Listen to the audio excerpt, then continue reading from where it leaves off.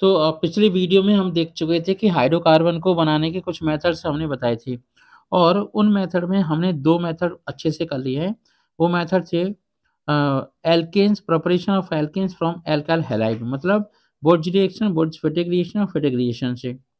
और second method हमने देखा था हाइड्रोकार्बन मतलब हाइड्रोजनेशन ऑफ एल्कीन्स एल्काइन्स, ठीक है, कन्वर्ट इनटू एल्केन। और उसी के साथ-साथ हमने ये भी देखा था किस तरीके से वेजिटेबल ऑयल से वेजिटेबल घी बनाया जाता है, ठीक है। तो स्वागत है आप सबका इस वीडियो में। इस वीडियो लेक्चर में हम देखेंगे नेक्स्ट कुछ डेफिनिशंस और कुछ प्रिपरेशन ऑफ एल्केन के मेथड। सबसे पहला मेथड जैसा कि आप देख रहे हो टॉप पे, एल्यूमीनियम कार्बाइड से किस तरीके से मीथेन बनाया जा रहा है। तो जब एल्यूमीनियम कार्बाइड की रिएक्शन स्टीम के साथ रिएक्शन होती है तो बनता है एल्यूमीनियम हाइड्रोक्साइड और 3 मॉलिक्यूल ऑफ मिथाइल मेथेन बनते हैं, ठीक है। नेक्स्ट पॉइंट देखते हैं। ये है आपका डीकार्बोक्जिलेशन रिएक्शन। डीकार्बोक्जिलेशन रिएक्शन ऐसी रिएक्शन होती है जिसमें क्या होता है कि जो आपकी सॉल्ट ऑफ कार्बोक्जिलिक एसिड जैसे सोडियम एसीटेट है, तो वो रिएक्ट करेगा सोडा लाइम के साथ। अब ये सोडा लाइम का क्या मतलब क्या है कि sodium hydroxide plus calcium oxide को मिला करके इस मिक्सचर को हम सोडा लाइम कहते हैं। तो ये आपका लेबोरेटरी मेथड है। इससे हम मेथेन बना सकते हैं, सोडियम कार्बोनेट का भी प्रिपरेशन होता है। अब हम नेक्स्ट पॉइंट देखते हैं कि कौन सा वाला और मेथड कारगर है, इसे हम थोड़ा सा डिटेल में देखते हैं। लेबोरेटरी मेथड मतलब by decarboxylation of carboxylic acid is known as a laboratory method when a sodium salt of a fatty acid is heated at a 663 63 633 Kelvin with a soda lime mixture of sodium hydroxide and calcium oxide. A molecule of carbon dioxide is eliminated as carbonate and an alkane is formed.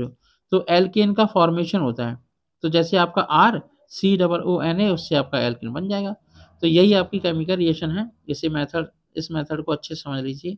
कुछ और भी methods हैं, कुछ और भी reactions हैं जैसे decarboxylation तब और होता है कि बीटा कीटो एसिड्स मतलब अल्फा और बीटा पर क्या लगा हुआ है, ओ लगा हुआ है मतलब कीटोन है। And geminal di acid readily lose loss carbon dioxide upon heating. इसे हीट करेंगे तो कार्बन डाइऑक्साइड बाहर निकल जाएगी और बाहर निकलने के बाद फिर क्या होगा, फिर बनेगा कीटोन। यही ketone lose carbon dioxide loss करके बनेगा इनॉल।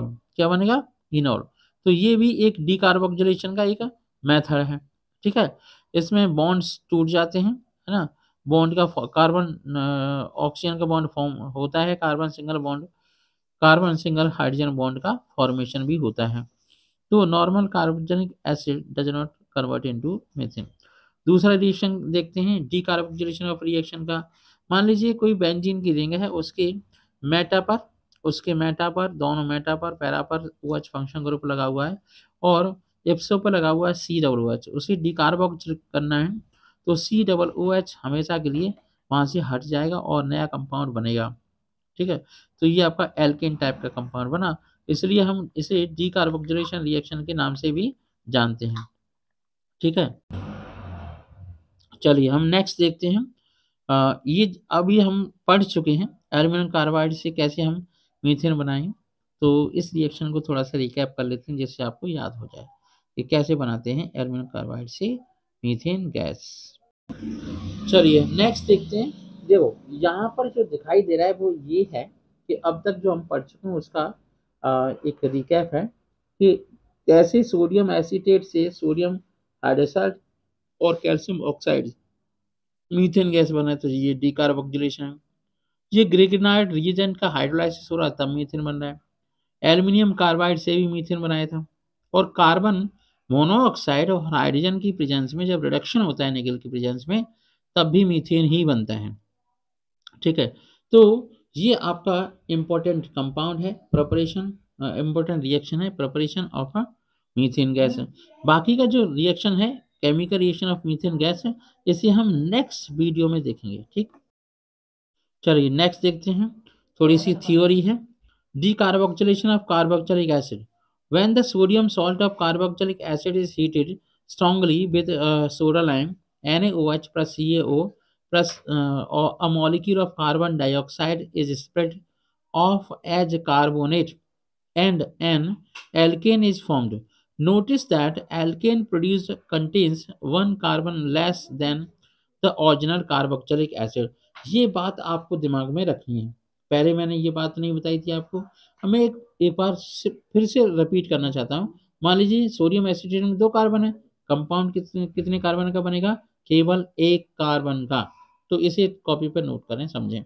डीकार्बोक्सिलेशन ऑफ सोडियम को पोटेशियम सॉल्ट ऑफ 40 एसिड के साथ भी कर सकते हैं।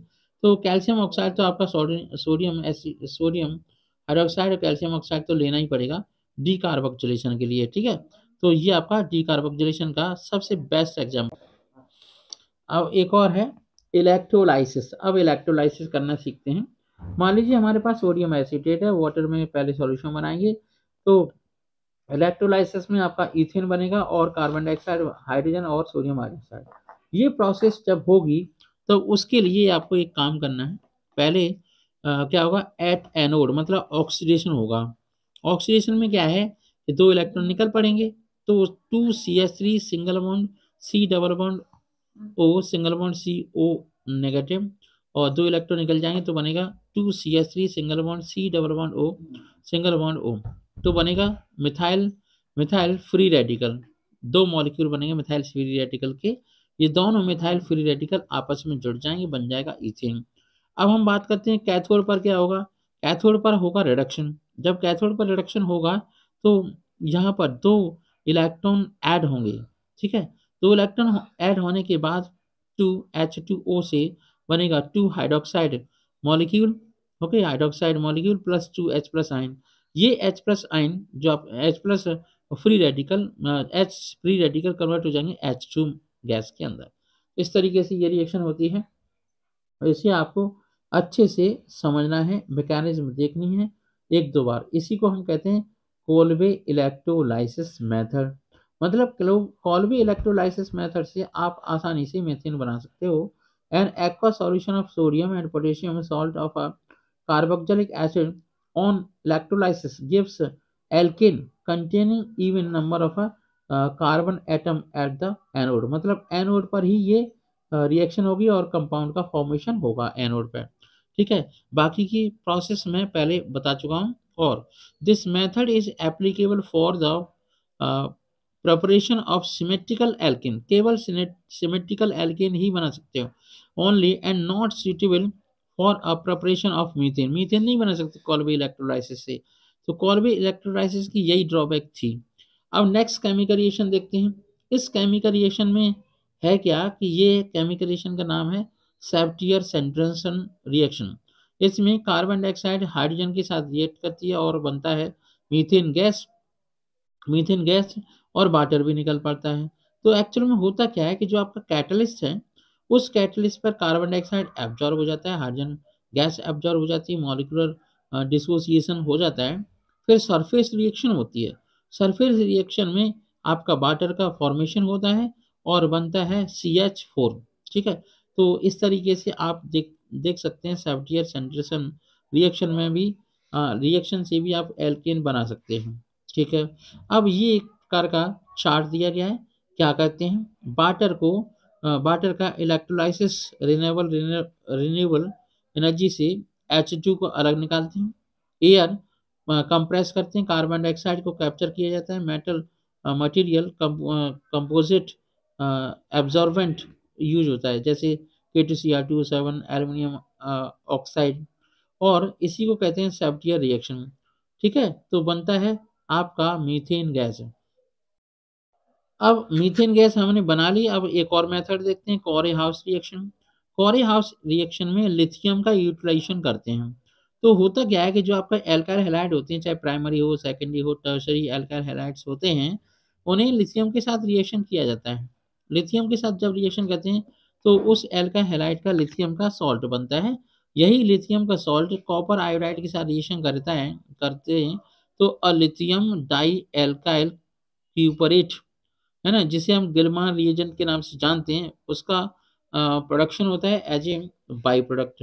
यही गिलमान रिएक्शन जब दूसरे कंपाउंड मतलब एल्काइल हैलाइड के साथ रिएक्शन करता है, और वो एल्काइल होना चाहिए कैसा, है ना, इम्पोर्टेंट कंपाउंड, तो इससे बनता है आपका प्राइमरी होना चाहिए, उससे बनता है आपका एल्केन। ठीक है, प्राइमरी होगा तो अच्छा कंपाउंड बनेगा, मतलब ज़्यादा मात्रा में बनेगी। अब हम बात करते हैं कपलिंग रिएक्शन। कपलिंग रिएक्शन मतलब ये हुआ कि कोरे हाउस रिएक्शन ही कपलिंग रिएक्शन एक्चुअली, उसमें गिलमान रिएजेंट बनता है। ठीक है, रिएक्शन मैकेनिज्म को मैंने आपको अभी समझा दिया है। चलिए अब देखते हैं एक और रिएक्शन, ये आपका, हाँ, कोरे हाउस सिंथेसिस की थ्योरी है। Is also called a Corey House पॉजनर reaction, है ना। ये काफ़ी फेमस रिएक्शन है।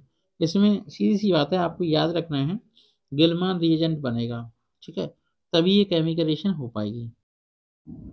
चलिए नेक्स्ट देखते हैं कोरे हाउस रीजेंट में, कि जैसे साइक्लोहेक्सेन के ऊपर बी आर लगा हुआ और उस पर CH3CH2 का होल ट्वाइस CuLi की रिएक्शन करते हैं, इथाइल इथो ETO है, तो ETO का मतलब डाई इथाइल ईथर है। ठीक है, उसकी रिएक्शन करेंगे तो आपका साइक्लोहेक्सेन पर इथेन लग जाएगा। ठीक है, इतनी बात समझ में आ गई।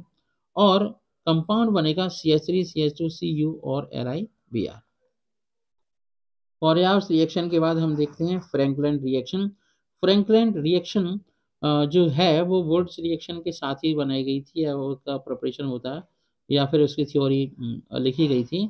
तो Wurtz and Frankland reaction are same as used to make alkanes in presence of ether, but only the difference between both reaction is sodium की जगह पे हम जिंक डस्ट लेते हैं, और जिंक डस्ट है काफ़ी इफेक्टिव होती है, काफ़ी मात्रा में कंपाउंड का फॉर्मेशन होता है, इसलिए ये रिएक्शन भी वैसे ही कारगर है जिस तरीके से आपकी बुर्ज रिएक्शन होती है। तो अब हम एक रिएक्शन देखते हैं, बुर्ज रिएक्शन, फ्रैंकलिन रिएक्शन।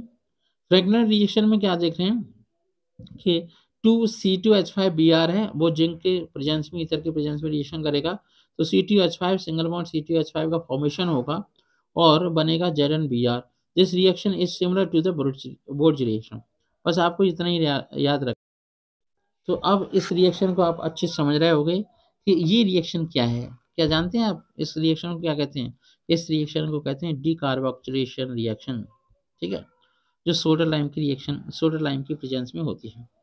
तो डीकार्बोक्सिलेशन रिएक्शन को डिटेल में हम पहले भी पढ़ चुके हैं, फिर मैं आपको एक बार बता दूं कि डीकार्बोक्सिलेशन रिएक्शन में हमेशा एल्केन का फॉर्मेशन होता है, और ये एक प्रकार की कपलिंग रिएक्शन की तरह भी काम करती है। Beta keto acid and geminal di di acids readily lose carbon dioxide upon heating.